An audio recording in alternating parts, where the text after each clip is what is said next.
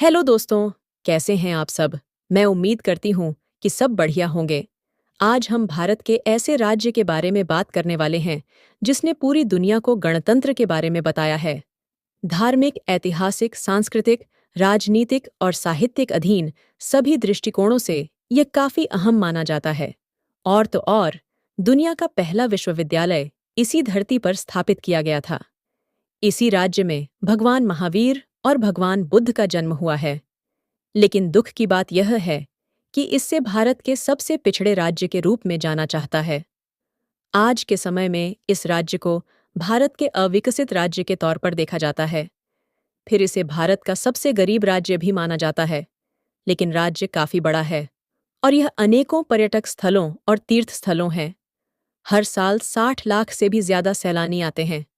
इस राज्य के हर जिले की अपनी अलग खासियत और पहचान है और इसे भारत के सबसे प्राचीन राज्यों में से एक माना जाता है।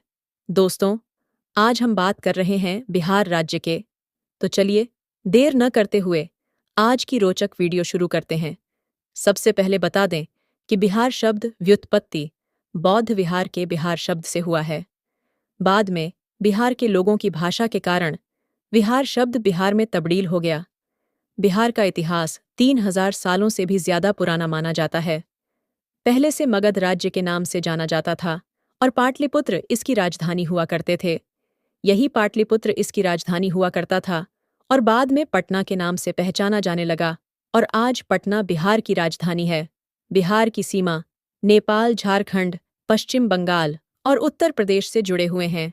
आज बिहार भारत में तीसरा सबसे ज्यादा आबादी वाला राज्य।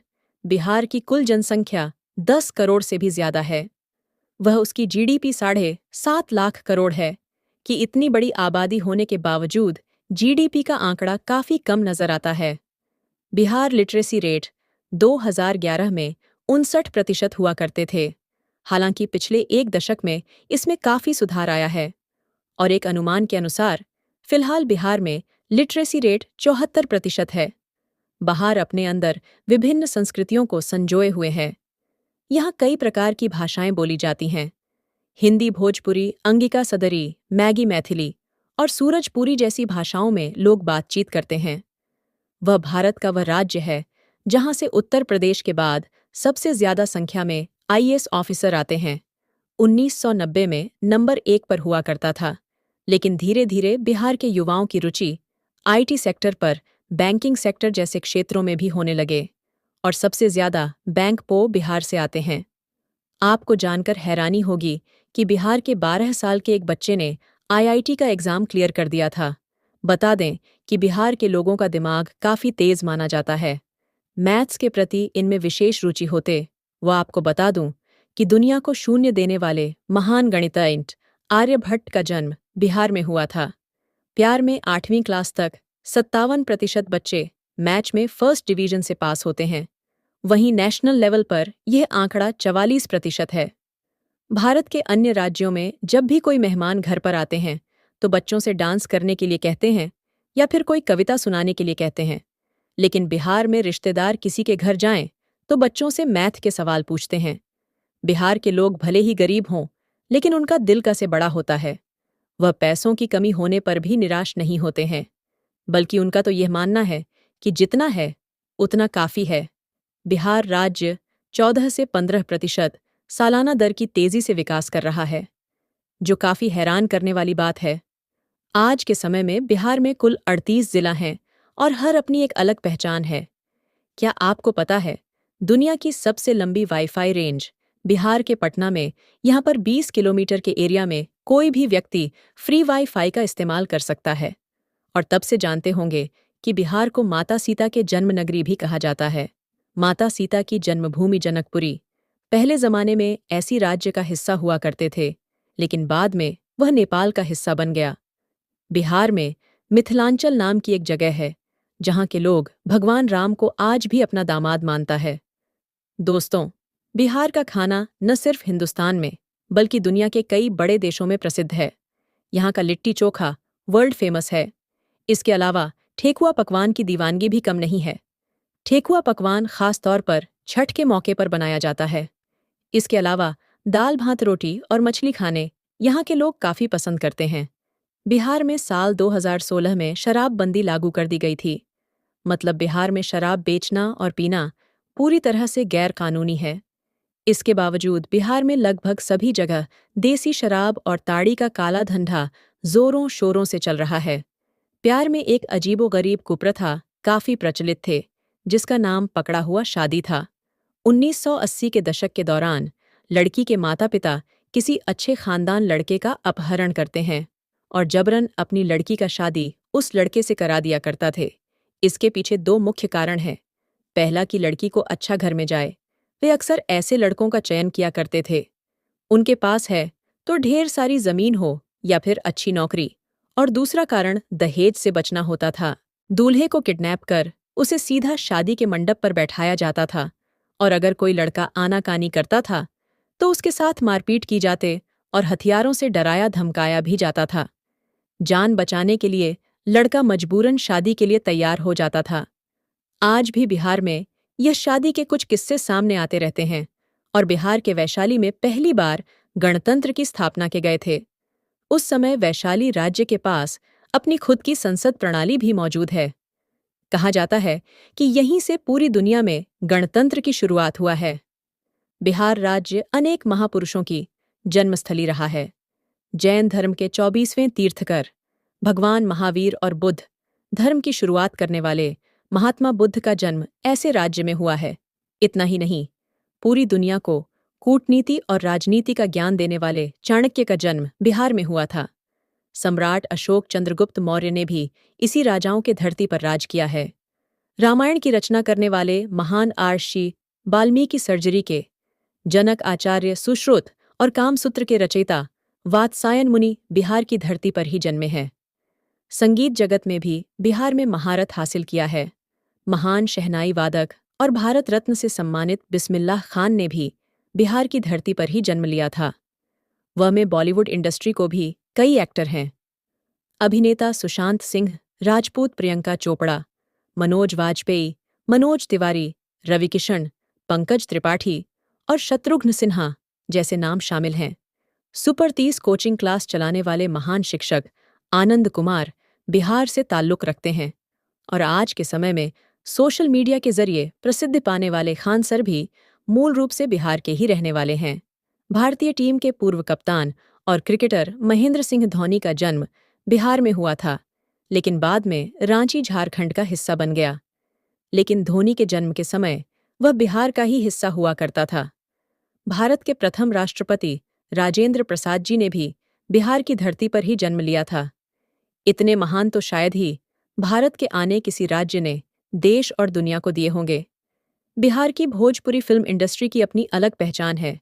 इस फिल्म इंडस्ट्री को 1965 में पहली बार भोजपुरी सिनेमा ने फिल्म बनाएंगे थे और बाहरी लहजा तो पूरी दुनिया में मशहूर है। इस लहजा ने पहले ही अपनी लोकप्रियता हासिल कर ली है। बॉलीवुड फिल्मों में भी बिहारी लहजे में कई फिल्में बनाई गई हैं। पी के गंगाजल जैसी फिल्में इसके कुछ उदाहरण हैं। बिहार के इतिहास को देखा जाए तो ब्रिटिश हुकूमत के दौरान बिहार बंगाल का पार्ट हुआ करता था। 1912 में बंगाल विभाजन के समय बिहार पश्चिम बंगाल से अलग होकर नया राज्य बना।